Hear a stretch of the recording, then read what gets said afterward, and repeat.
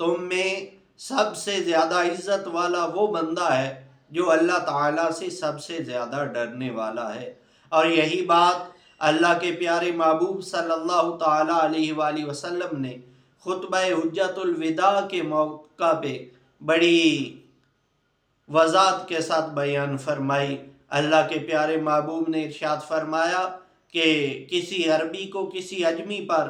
کسی اجمی کو کسی عربی پر، کسی گورے کو کسی کالے پر، کسی کالے کو کسی گورے پر کوئی برتری حاصل نہیں ہے۔ ہاں، اگر برتری کا معیار ہے، اگر فضیلت کا معیار ہے تو وہ صرف تقویٰ ہے۔ جو بندہ کسی بھی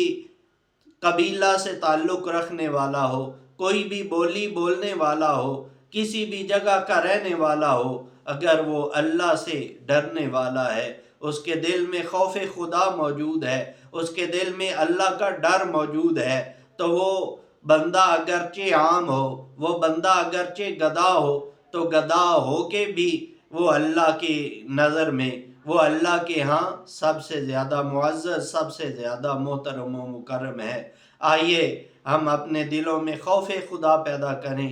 آئیے ہم ظاہر و باطن میں اللہ سے ڈریں، اللہ سے ڈر کے اللہ کی فرما برداری کریں، اللہ کے محبوب صلی اللہ تعالیٰ علیہ وآلہ وسلم کے بتائے ہوئے طریقوں کے مطابق چلیں، اور جو روشن نمونہ سرکار نے ہمیں عطا فرمایا ہے اسے ہم اپنا اوڑھنا بچھونا بنا لیں، اس کے مطابق عمل پیرا ہونا ہم اپنا شعار زندگی بنا لیں، تو یہ دنیا ہی ہمارے لیے جنت بن جائے گی۔